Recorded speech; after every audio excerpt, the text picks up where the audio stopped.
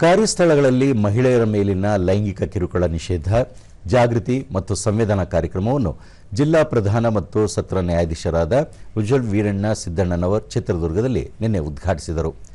ಈ ವೇಳೆ ಮಹಿಳಾ ಮತ್ತು ಮಕ್ಕಳ ಅಭಿವೃದ್ಧಿ ಇಲಾಖೆ ಲಿಂಗತಜ್ಞೆ ಗೀತಾ, ಜಿಲ್ಲಾ ಅಂಚೆ ಅಧೀಕ್ಷಕಿ ಕೆ ಉಷಾ ಹಾಗೂ ಅಂಚೆ ಸಿಬ್ಬಂದಿ ಉಪಸ್ಥಿತರಿದ್ದರು.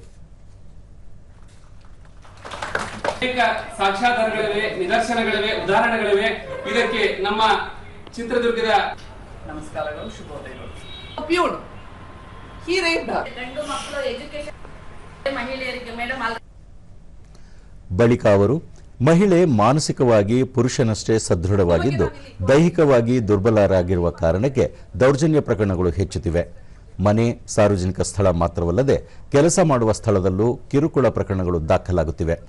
ಜಾಗೃತಿ ಜೊತೆಗೆ ಕಾನೂನು ಸುವ್ಯವಸ್ಥೆಯನ್ನು ಸಮರ್ಥ ರೀತಿಯಲ್ಲಿ ಜಾರಿಗೊಳಿಸಿದಾಗ ಮಾತ್ರ ಇಂತಹ ಪ್ರಕರಣಗಳಿಗೆ ತಡೆ ಹಾಕಲು ಸಾಧ್ಯ ಎಂದು ಅಭಿಪ್ರಾಯಪಟ್ಟರು.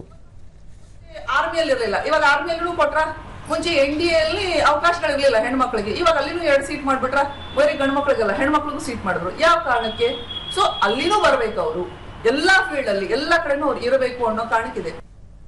ಗೀತಾ, ಜಿಲ್ಲೆಯಲ್ಲಿ ಮಕ್ಕಳ ಮೇಲಿನ ದೌರ್ಜನ್ಯ ಪ್ರಕರಣಗಳ ಸಂಖ್ಯೆ ಹೆಚ್ಚುತ್ತಿದ್ದು ಕೆಲಸ ಮಾಡುವ ಸ್ಥಳದಲ್ಲಿ ಮಹಿಳೆಯರ ಮೇಲಿನ ಕಿರುಕುಳ ಪ್ರಕರಣಗಳು ಹೆಚ್ಚುತ್ತಿವೆ. ಮಹಿಳೆಯರು ಧೈರ್ಯಗುಂದದೆ ಕಾನೂನಿನ ರಕ್ಷಣೆ ಪಡೆದು ಇಂತಹ ಘಟನೆಗಳನ್ನು ಹಿಮ್ಮೆಟ್ಟಿಸಬೇಕು ಎಂದು ತಿಳಿಸಿದರು. ಯಾರು ಹೆಣ್ಣು ಮಕ್ಕಳು ಇರ್ತಾರೆ ಅವರು ಮೇನ್ ಆಗಿ ಅಧ್ಯಕ್ಷ ಸ್ಥಾನ ಇರ್ತಾರೆ. ಅದ್ರ ಜೊತೆಗೆ NGOದಲ್ಲಿ ವರ್ಕ್ ಮಾಡುವಂತ ಇಬ್ಬರು ಹೆಣ್ಣು ಮಕ್ಕಳು ಅದರಲ್ಲಿ ಇರ್ಬೇಕಾಗತ್ತೆ. ಆಮೇಲೆ ಅದ್ರ ಜೊತೆಗೆ ಒಬ್ರು ಲಾಯರ್ ಇರ್ಬೇಕಾಗತ್ತೆ.